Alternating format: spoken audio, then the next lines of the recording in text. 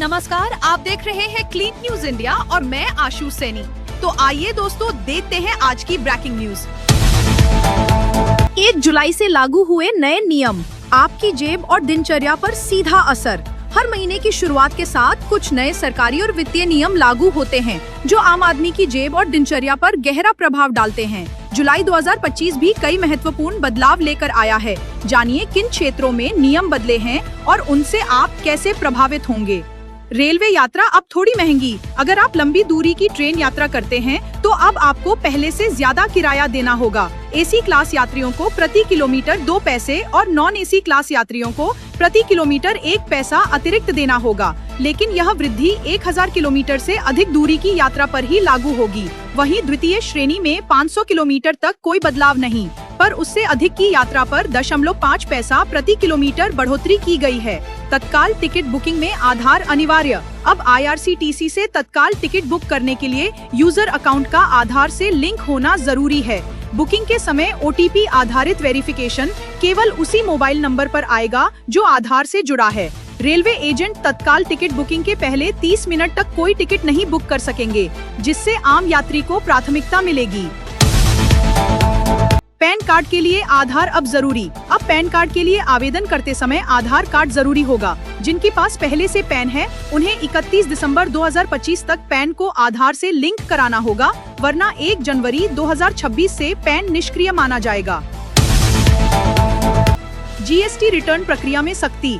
GST return form GSTR 3B अब स्वचालित रूप से भरे जाएंगे। करदाता इसमें कोई मैनुअल बदलाव नहीं कर सकेंगे। यह प्रक्रिया GSTR 1 और 1A के आधार पर स्वतः टैक्स भरने को सुनिश्चित करेगी, जिससे पारदर्शिता और सटीकता बढ़ेगी। क्रेडिट कार्ड और ATM निकासी के नियम बदले। ICICI, कोटक, एक्सिस और HDFC जैसे बड़े बैंकों ने ग्राहकों के लिए शुल्क और ब्याज दरों में बदलाव किया है। तय सीमा से अधिक ATM निकासी पर अब अतिरिक्त शुल्क देना होगा। क्रेडिट कार्ड फीस और ब्याज दरों में भी संशोधन हुआ है। लघु बचत योजनाओं की ब्याज दरें संशोधित। सरकार ने 1 जुलाई से लघु बचत योजनाओं की ब्याज दरों में बदलाव की घोषणा की है।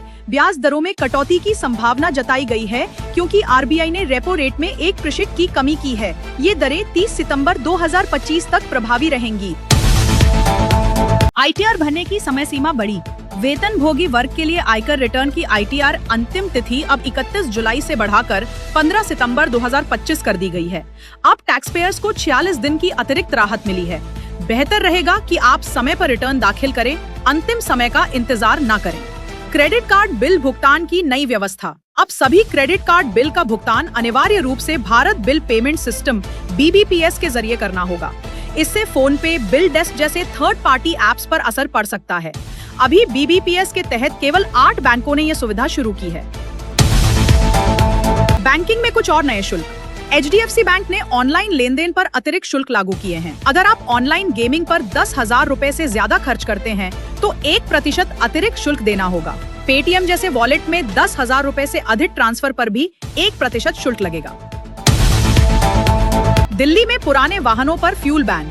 राष्ट्रीय राजधानी क्षेत्र NCR में 15 साल पुराने पेट्रोल वाहनों और 10 साल पुराने डीजल वाहनों को अब ईंधन नहीं मिलेगा। यदि ये वाहन सार्वजनिक स्थानों पर पाए गए तो उन्हें जब्त करके स्क्रैप यार्ड भेज दिया जाएगा और 10,000 रुपए कार और 5,000 रुपए दोपहिया का जुर्माना लगेगा। कॉमर्शियल LPG सिलेंडर सस्ता हुआ।